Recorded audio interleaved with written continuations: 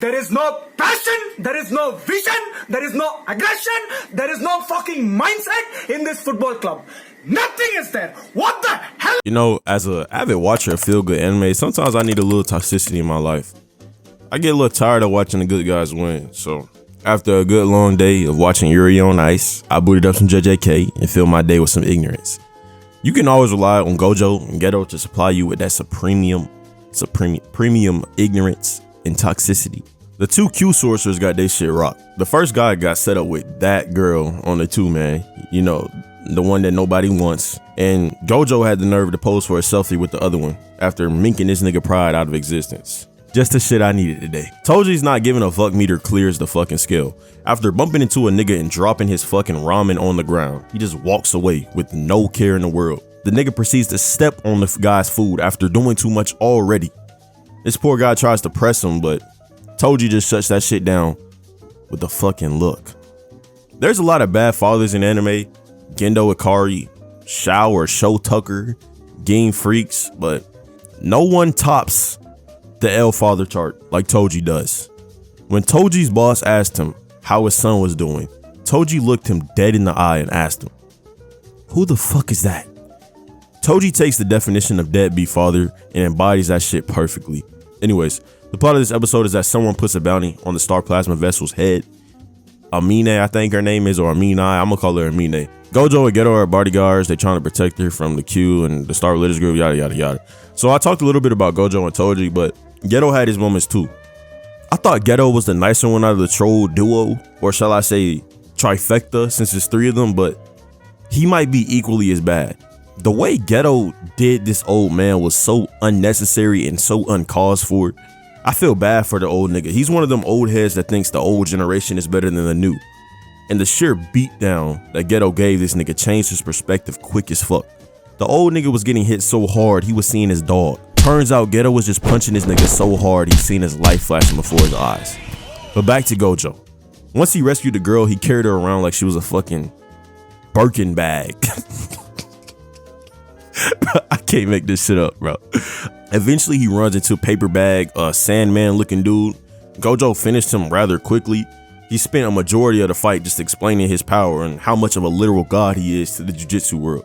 And then proceeded to try to send a red laser beam black hole into this nigga's domeski.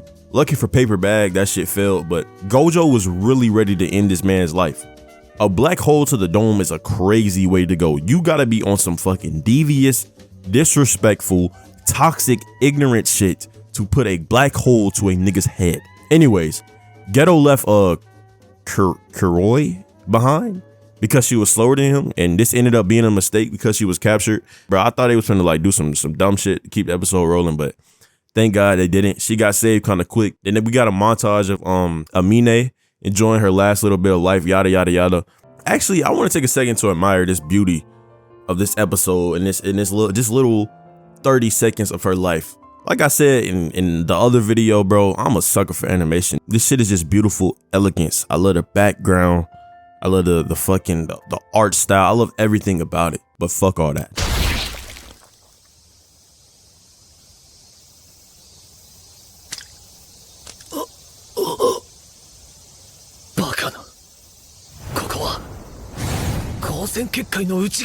We thought Gojo couldn't be touched.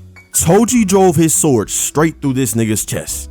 Had this nigga baffled. Toji snuck behind that nigga with the fucking ease. And there wasn't really shit Gojo could do for real. Toji was moving fast as fuck, jumping tree to tree. Gojo might as well have been fighting blind. I guess he did that little, I don't even know what he did. I think he used that little blue ball and like put them on a fucking own battlefield, but that shit ain't work. Toji could launch a surprise attack at any moment, and Gojo really had no mean of saving himself. And that is indeed what Toji did.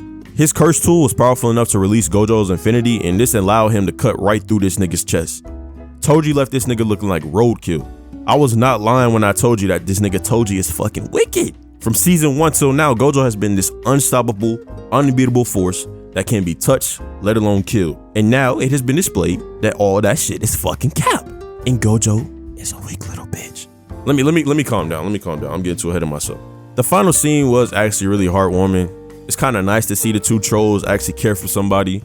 I mean, they are the two strongest in the verse, so if anyone could protect her, it would be them. Amine actually deserved a long life. I feel like everybody knows that Star Plasma Vessel shit is wrong.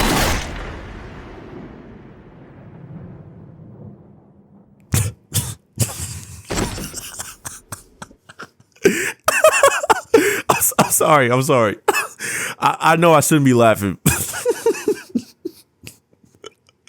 But this gotta be the most Toji shit ever. Of course, the fucking guy with no powers shoots her in her fucking cranium. Toji is my GOAT. I know it's wrong to be on the bad side, but for now, I'm with all the toxic, ignorant shit that Toji is bringing to the table. Geto and Gojo need to get their get back, because right now they look like little pussy cats. They can't do their job right. But hey, I'm just a messenger.